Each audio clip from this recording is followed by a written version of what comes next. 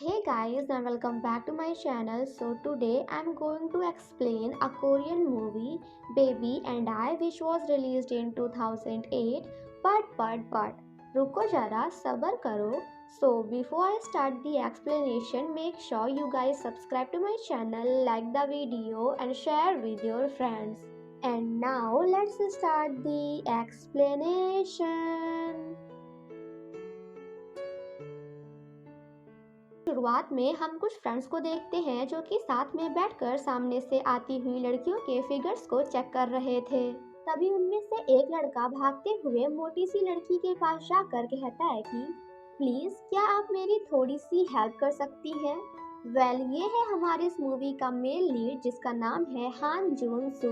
अब हमारा हान जून सू इतना ज्यादा हैंडसम होता है कि उसकी ब्यूटी को देखते हुए वो लेडी भी उसकी हेल्प करने के लिए तैयार हो जाती है.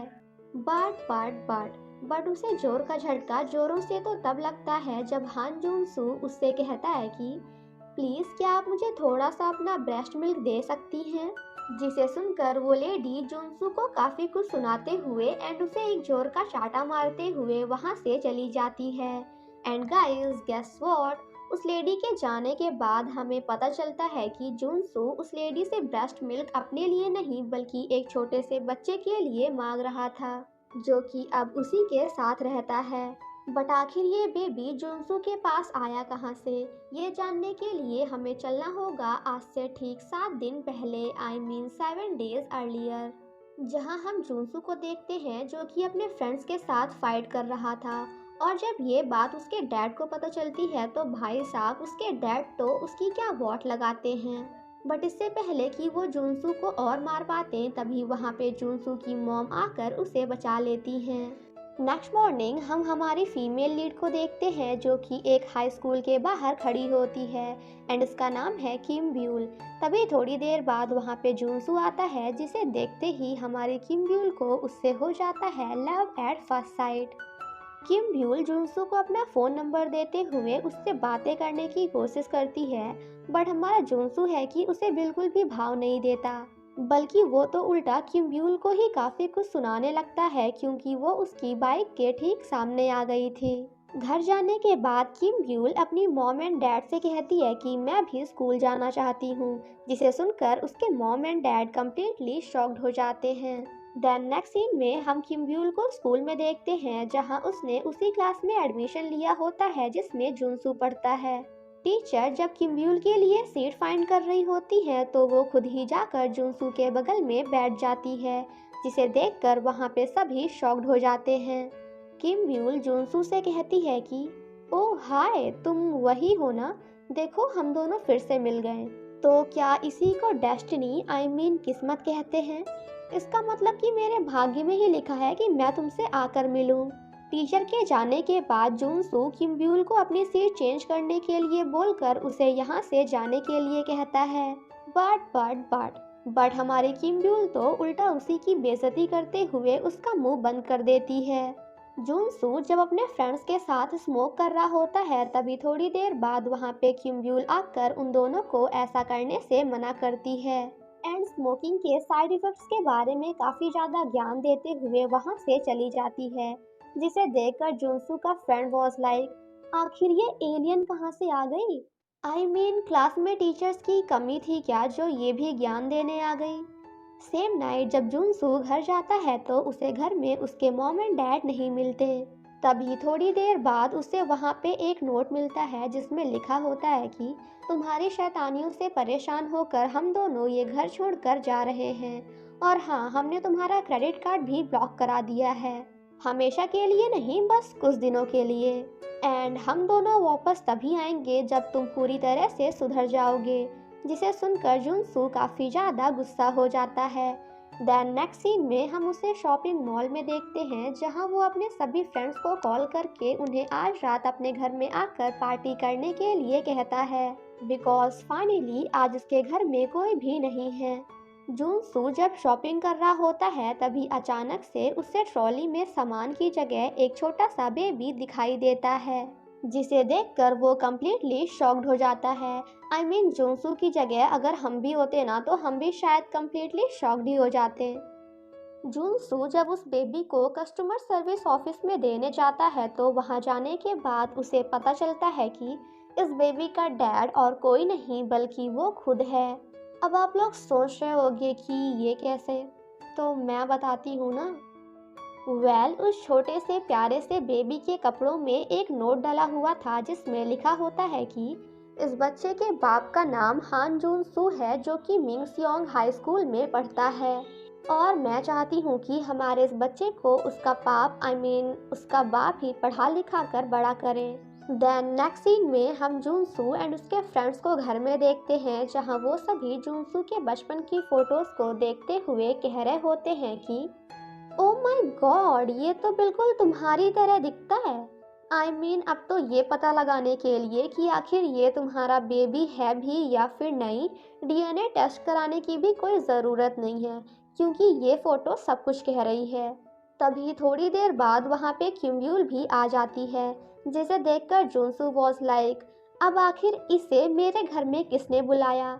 जुनसू जब किम्यूल पर गुस्सा कर रहा होता है तो वो बेबी रोने लगता है जिसे देखकर किम्यूल उस बेबी को अपनी गोद में उठाकर उसे चुप कराने लगती है। नेक्स्ट मॉर्निंग जुनसू काफ़ी स्टाइल से उस बेबी को लेकर अपनी सभी गर्लफ्रेंड्स के पास जाता है एंड देन एक एक करके उन सभी से पूछता है कि बाय एनी चांस क्या तुम इस बच्चे की माँ हो? क्या ये तुम्हारा हमारा बेबी है? जिसे सुनने के बाद उसकी सभी गर्लफ्रेंड्स उसके साथ क्या करती हैं ये तो आप खुद ही देख लो।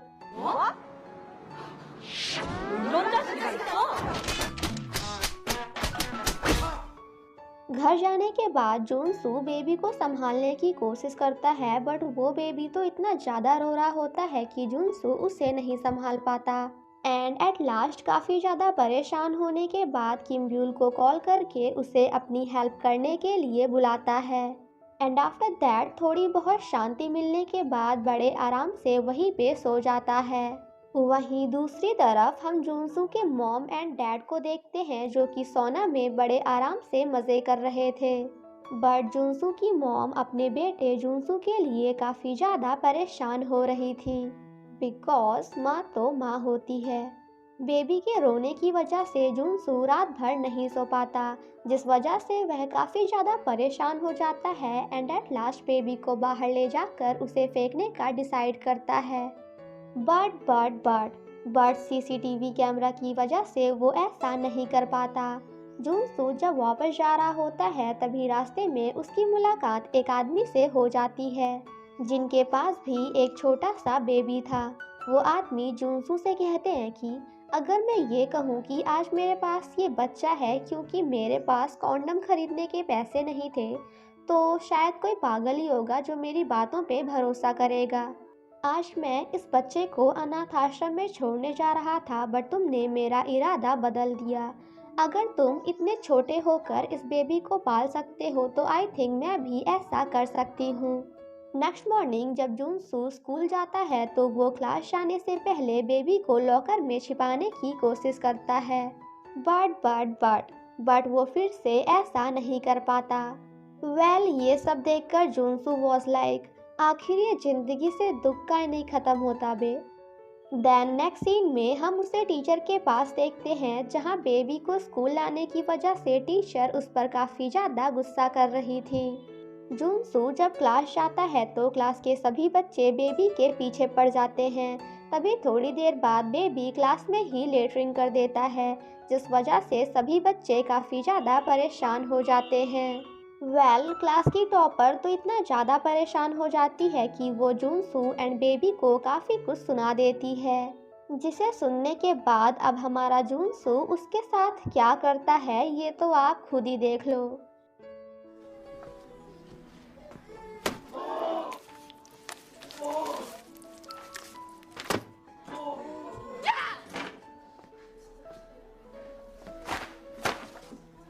한 번도 안 쓴 적이다. वहीं दूसरी तरफ सभी टीचर्स मिलकर जुनसू को स्कूल से बाहर निकालने के बारे में बातें कर रहे थे। तभी वहां पे किम्ब्यूल आकर उन सभी की बोलती बंद कर देती है क्योंकि स्कूल पॉलिसीज के हिसाब से आज तक ऐसी कोई पॉलिसी नहीं बनी जिसमें एक फादर को स्कूल से बाहर निकाला जा सके। सेम नाइट जुनसू अपनी मोटर बाइक बेचकर अपने एक दोस्त को कुछ पैसे देता है क्योंकि अभी उसके दोस्त को पैसों की काफ़ी ज़्यादा ज़रूरत थी। जुनसू जब घर वापस जा रहा होता है तो वो गलती से बेबी को मेट्रो के अंदर ही भूल जाता है। पहले तो जुनसू बेबी को पाने की कोशिश करता है, बट देन कहता है कि रुको जरा, सब्र करो। जब भगवान ही मुझे उस बच्चे से छुटकारा दिला रहे हैं तो फिर मैं ऐसा कैसे कर सकता हूँ। तो फिर मैं ये मौका अपने हाथ से कैसे जाने दे सकता हूँ। एंड आफ्टर दैट बड़े आराम से घर चला जाता है।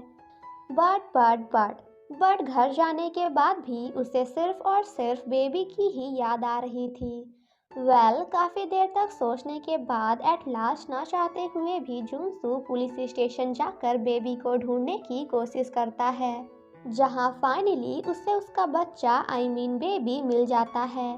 सेम नाइट जब किम ब्यूल बेबी को खाना खिलाने की कोशिश कर रही होती है तो वो खाना नहीं खाता, जिसे देखकर किम ब्यूल जुनसू से कहती है कि आई थिंक इसे ये नहीं बल्कि ब्रेस्ट मिल्क चाहिए।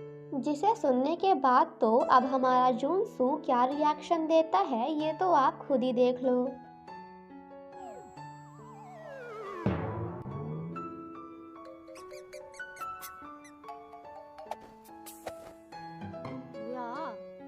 नेक्स्ट मॉर्निंग जुनसू हॉस्पिटल जाकर वहाँ की लेडी स्टाफ को काफ़ी ज़्यादा इमोशनली ब्लैकमेल करते हुए उन सभी लेडीज़ के घरों का एड्रेस मांगता है जो कि अभी अभी माँ बनी हैं।